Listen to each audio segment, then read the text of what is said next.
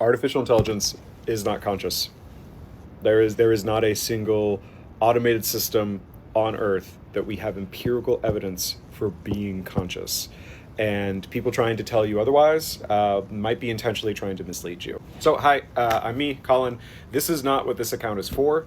This is not the kind of projects I want to be talking about right now, but this is really important. And I know there are so many important things happening right now in the world. But the cool thing about this is that this is one of the important things we can more or less handle by talking a lot about. Like, that's it. That's all we have to do is just me and you talk it out, and this problem might be able to just go away. So you might have been seeing a lot of stuff in the news about people from the AI industry saying that AI is becoming self-aware, is becoming conscious, is becoming human-like somehow. And this isn't to talk about all the other knock-on effects of automation, right? Like right now, AI is one of the things that we're looking at the horrible effects on the economy. It's one of the reasons we're seeing a lot of layoffs, and there's a lot of doom and gloom speculation. I'm not even touching that. I'm just touching on this part where people in the AI industry are perpetuating this claim, or at least this uncertainty about AI being conscious, and they have no grounds to stand on here. How do I feel so confident saying that? Funny you ask me. I studied artificial intelligence and philosophy of the mind as one of the things I was really interested when I did my graduate work in bioethics. So we have a lot of people in the AI industry talking about how they think AI models that they're developing internally might be getting close to consciousness, might be conscious or self-aware, or otherwise, might be something that we might call a moral person, right? Like something that has its own agency, can decide its own things, has its own internal motivations. But the problem with that is twofold. First, let's talk about what is consciousness and why do they keep throwing this word around? So there are at least two types of consciousness that we actually care about for this conversation. There's functional consciousness and phenomenal. Functional consciousness is a little bit easier to grasp, but it's sometimes co-extensive with the term intelligence, right?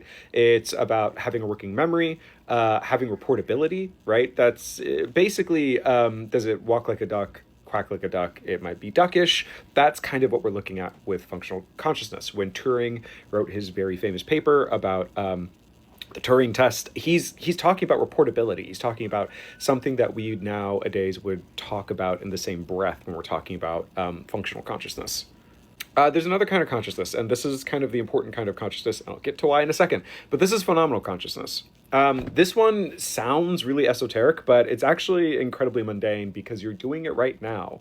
If you're awake, you are always doing this, hopefully. But this is phenomenal consciousness. This is the experience of feeling feelings, right? So anytime that you perceive something, anytime that you have an internalized thought or feeling, like both emotion and physicality, you're talking about phenomenal consciousness, baby. Like that is the only thing that's going on in you. And these two kinds of consciousness, so like functional consciousness and phenomenal consciousness, they're very closely related, but they are distinct, right? You might be able to have one without the other, because you might be able to have a system that has something that looks like memory, and you might have a system that is able to even communicate and talk about itself and have some kind of cohesive self-image, but it doesn't actually feel anything, right? It's void. It's like a zombie. It doesn't experience life in any kind of way. If you prick it, it bleeds, but it does not say ow in a way that means the same thing when you say ow. And this is really important because we have zero empirical reason to think that AI can do this. With current technologies, I will say something stronger. We have no scientific, empirical, verifiable reason to suggest that AI could be phenomenally conscious. Now, it's really easy to think about this, and it's kind of easy to sort of grasp when you think about like any feeling, but let's pick an easy one, fear, right? When you're afraid, there is a physiological basis for that. There is a biological basis for the phenomena of fear that you experience, that you feel, right? You not only need sort of neurons like to think about this and to cognize sort of the source of fear, why you're feeling afraid, et cetera, but you also need a body that can actually experience the feeling, right? You need a heart that can race.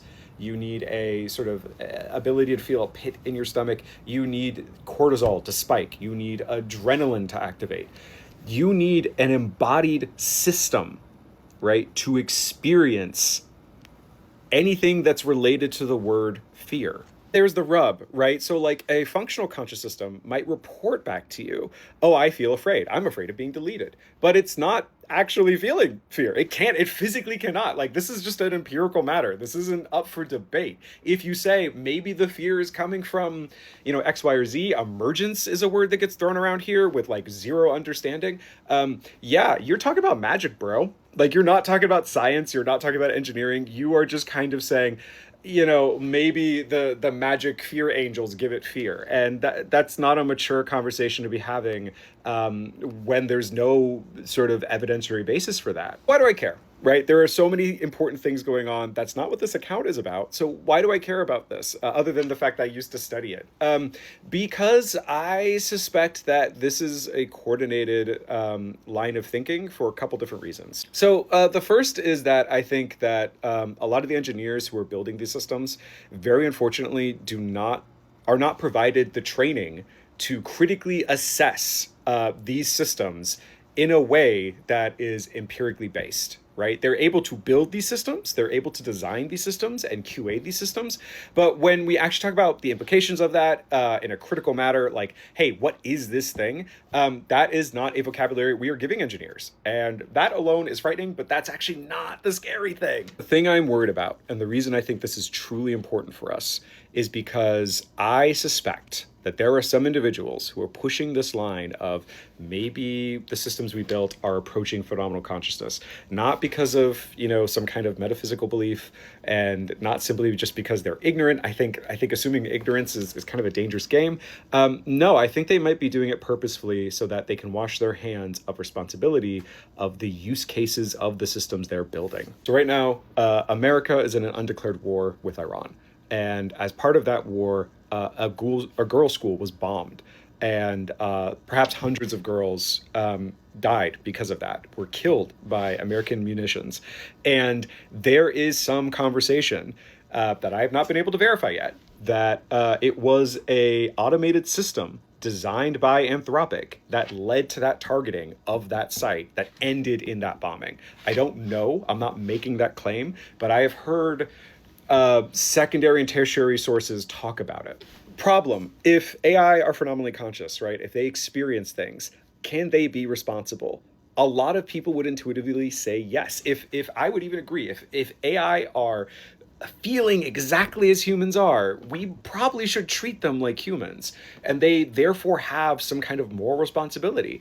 But that also means that the people who built them don't necessarily share in that moral responsibility, right? Your parents are not necessarily, they can be, but they're not necessarily on, the chopping block for your crimes.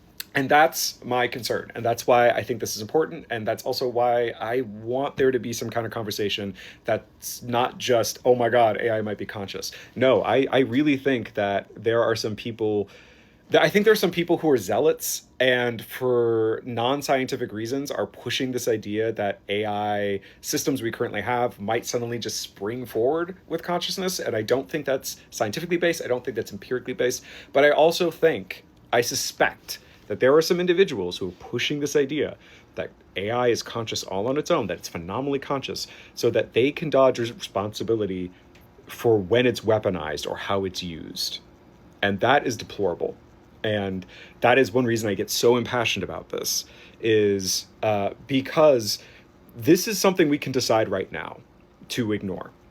This is something right now we can decide, this is dumb, we shouldn't believe this, and we have really good reasons not to believe this. This is a developing lie that we can choose to diffuse together.